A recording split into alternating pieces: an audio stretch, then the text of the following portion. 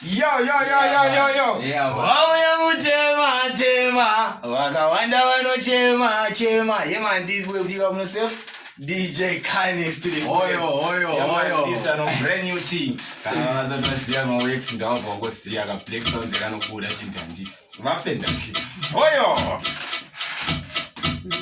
Vachakatangira vaivunga kuchimafani vaze kuti matunge maoko kakani iva zvinokanisi ndiari pamuchini mangoma vaudze nditoyenda newi tapinda pen one gun salute vaudze kuti takuta poti vanfumiro ina ndivezvechuti mangoma vadze kuti akatiwanze maprati ese vanodaikai ese vanodaira kadairai kana ngoma dzarira kana ngoma dzakuputika kana ngoma dzakudira uyu chingedatika modesera pula chingoma kana chichinga chanangidza pula vanosimbisa ndandi mutema pula timi munondigwinyisa pandoimba ini pula pamunonditidonedza paya pamunondidzokera chimbombo dzangoma pamunondidzokera pamunoti ichi chingoma chanakidza ichodzorera ndapinza chimwe wane kanesika drop vaudze mangoma tekorova nonstop ateskomira kungofaisa unotakavhura iyo shop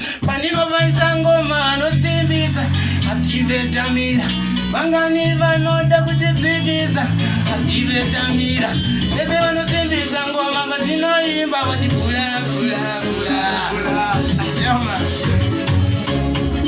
oya mutema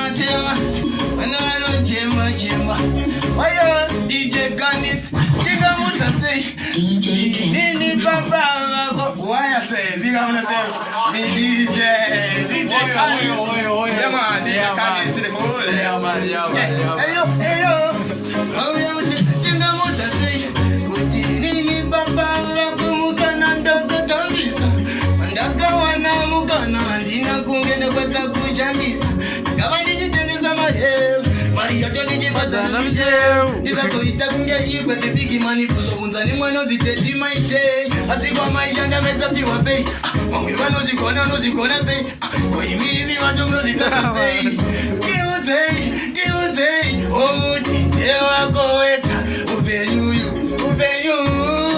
unotorunga wega upenyu hapana chabvivira zvaunoda nezvo singade mupenyu pana chazoya kurongera wako upenyu unotori mutuko usine kurikika bora rikowe vanokupa chiroro avakupe hove vanoti dzakatemukana kuenda muna save wakuda machena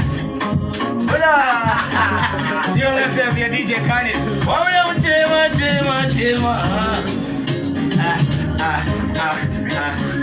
Yo.